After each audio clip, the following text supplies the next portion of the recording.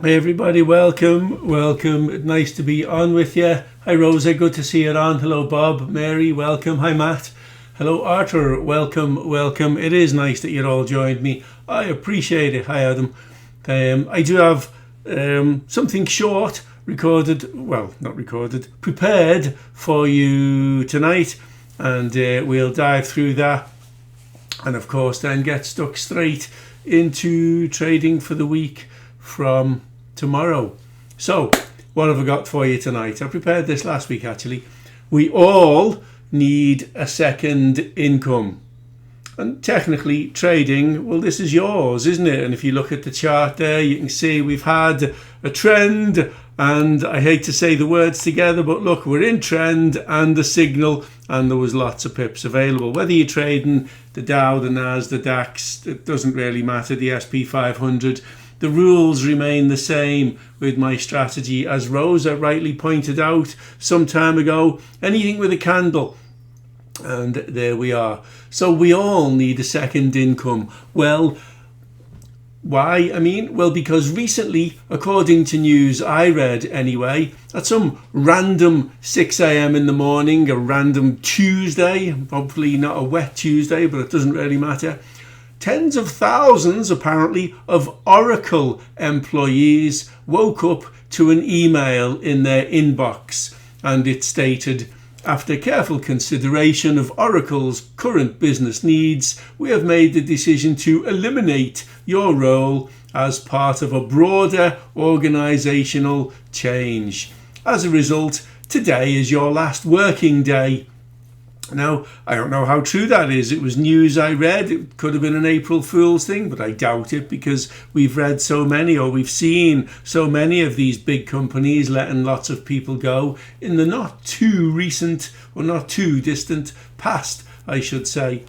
There's a guy, Larry Ellison, I imagine he's the owner or CEO, and he's worth around $185 billion.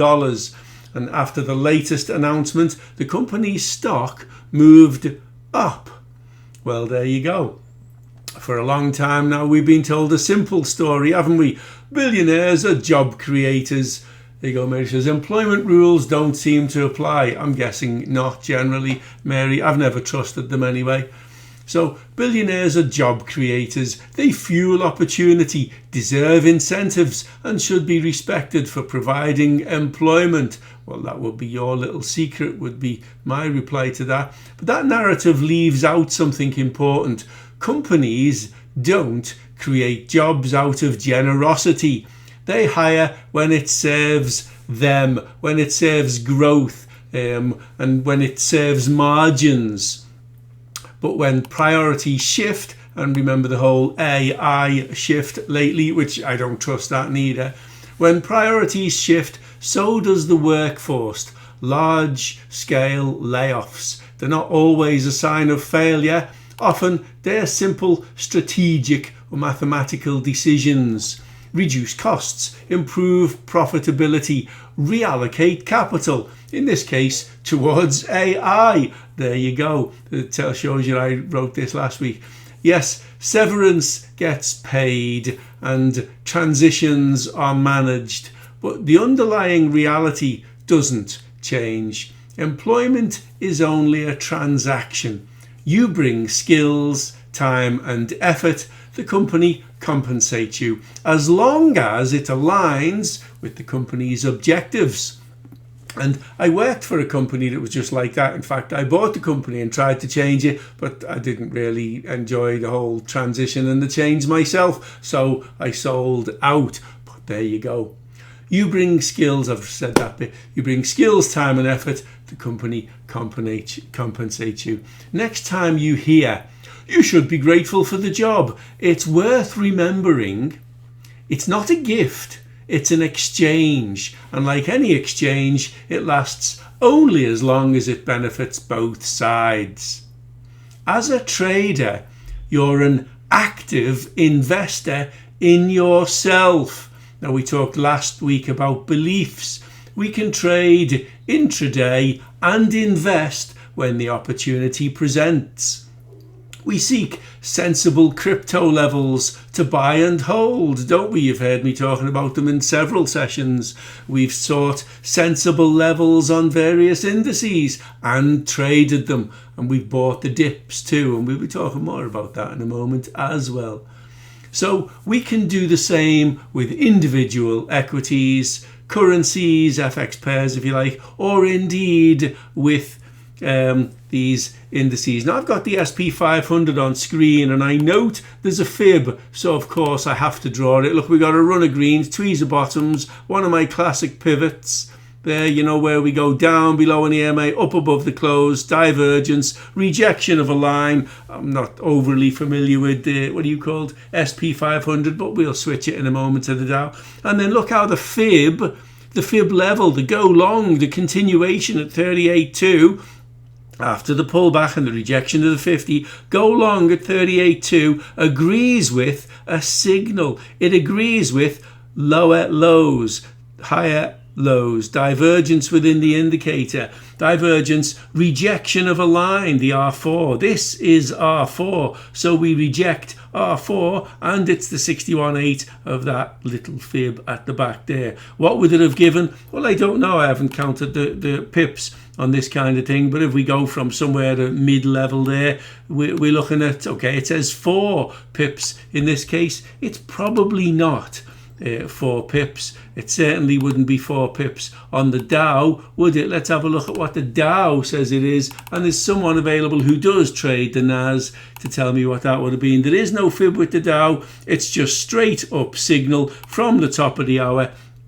And we can look there, we'd have been in, wait for the pivot, the what do you call the PSAR pivot if you like, a 971 to the 48,000, pretty much 30 pips with a full-on hopper combo. And again, the same divergence, yet it's still there. We've still got lower lows, we've still got higher lows, rejection of a line and a signal. There you go, Matt says it's 40 SP 500, that was 40 pips. Thanks for that, Matt.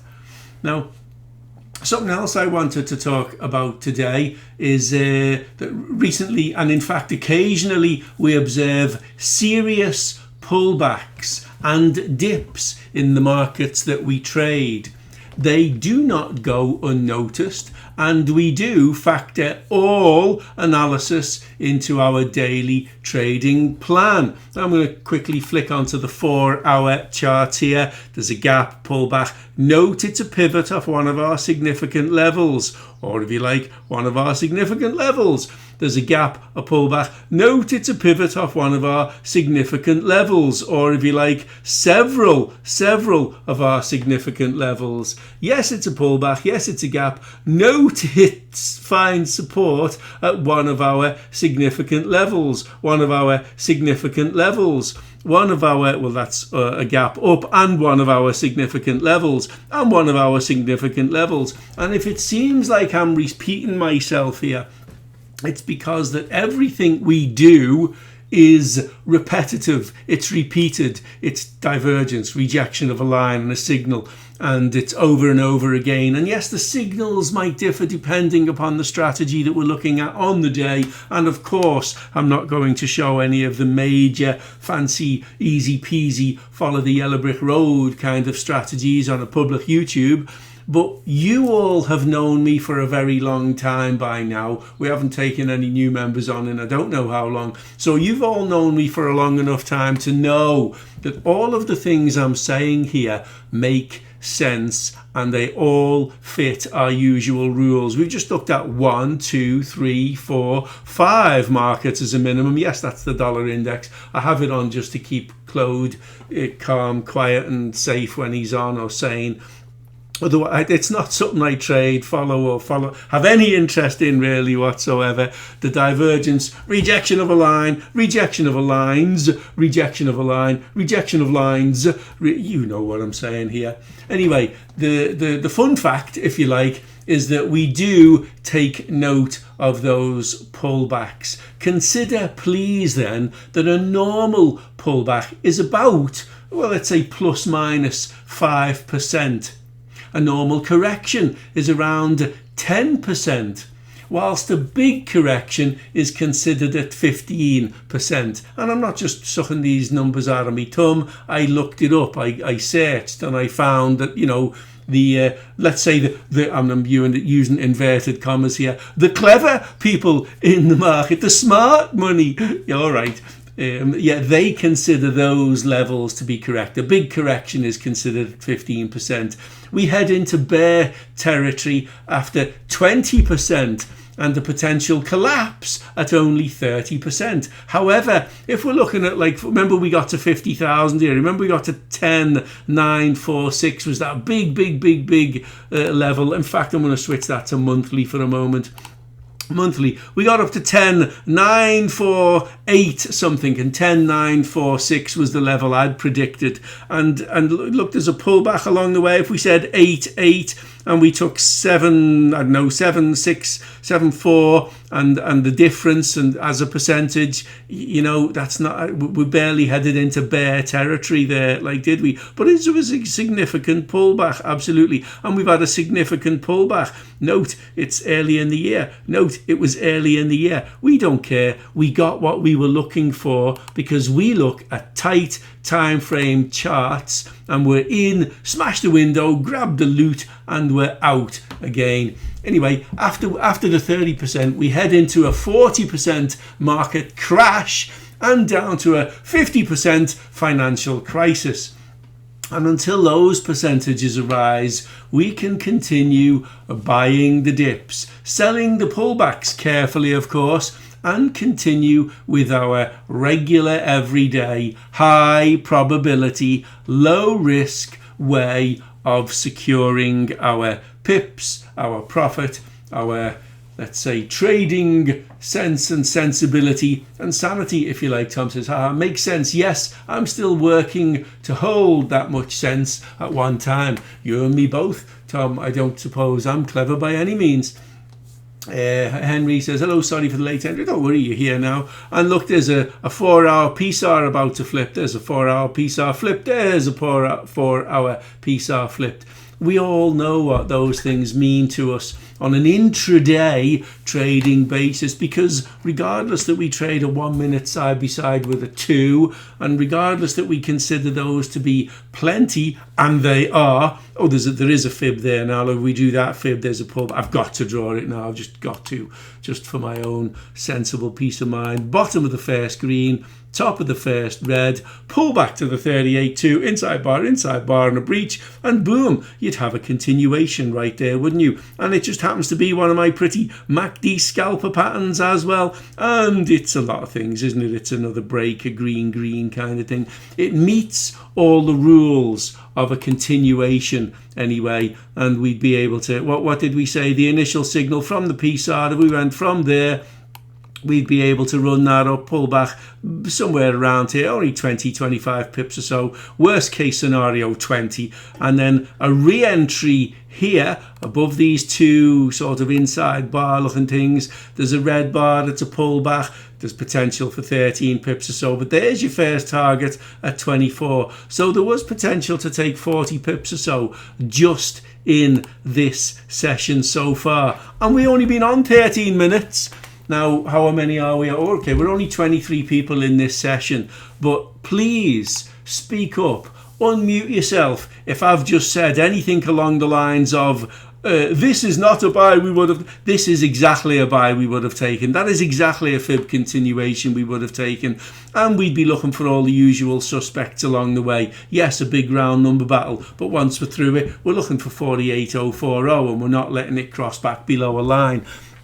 All of our standard, everyday, repetitive, repeatable learning is not only implied, but right here, visible on screen for all of you to see, all of you to take advantage of. And I wonder, did anybody take advantage of it? Henry says late entry. I wonder, did that mean you entered the trade late, or did you enter the session late? I don't know. I don't mind either. Both are a permissible session. Fair enough. Okay. So nobody's in this. Is Anne on?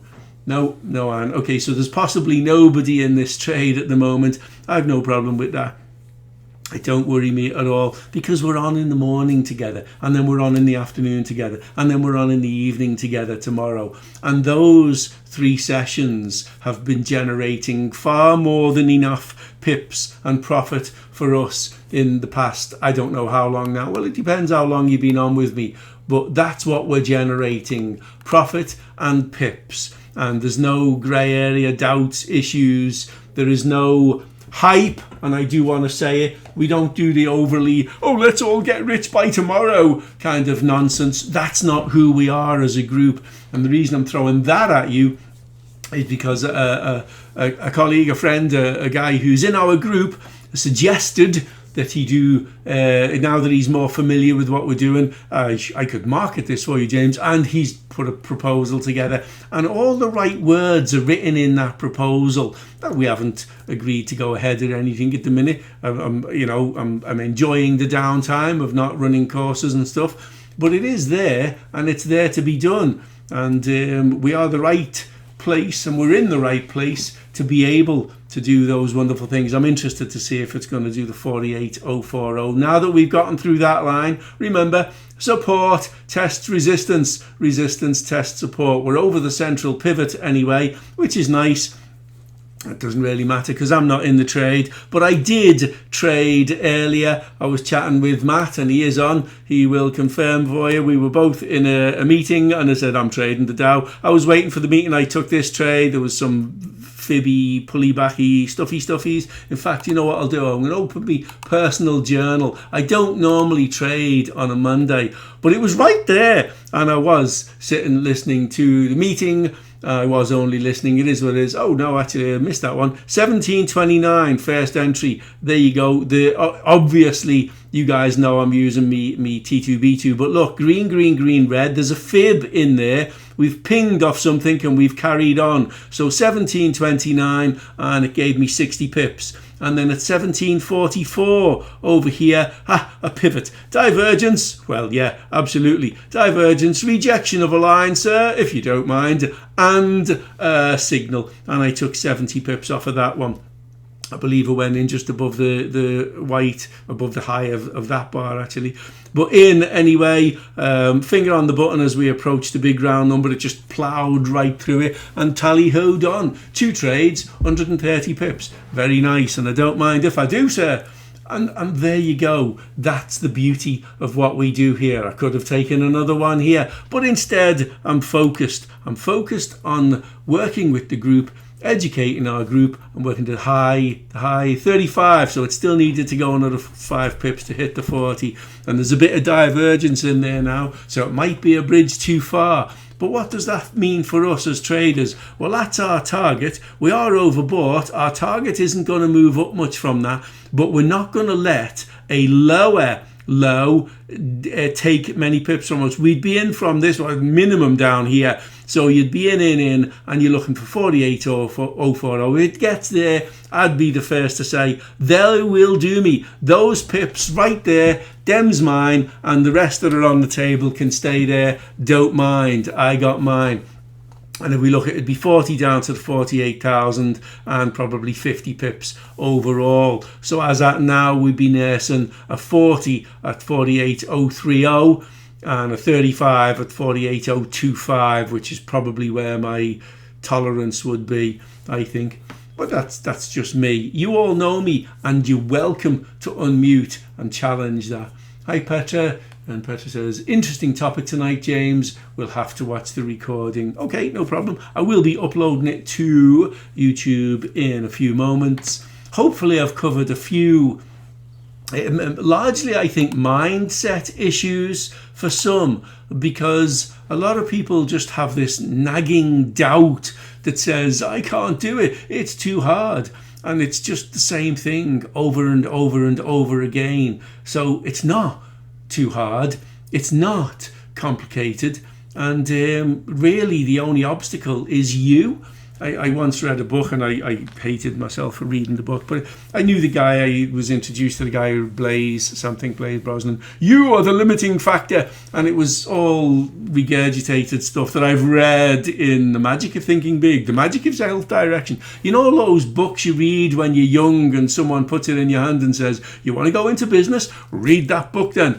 And that's, I did all those things when I was young. And now, I've worn the t-shirt and sold it again and bought the business and bought another one and sold that one and bought another one. And I've had several of them through the years. Trading has been the most lucrative of all of those businesses. And I'm very happy to stay, to state that and to conclude there and say, I don't care what other business you've got, it'll never beat trading, because the return on investment can be ridiculous. It's not get rich quick, but it's get rich clever. That's what it is. It's get rich very, very clever, because you do it properly and you don't skip bits, and you invest in yourself with some learning and some knowledge and some practice. And we didn't quite hit the 025, did we? But we have dipped enough to just push it up to the 48040. And if we do in this session, and bear in mind we didn't hit the 48025, that would have been my worst tolerance. Flipping the PSR now would do it for me. So don't matter. Where are we? We're 20 minutes in. I think it would be safe enough to end the recording here so that I can get it uploaded for everybody.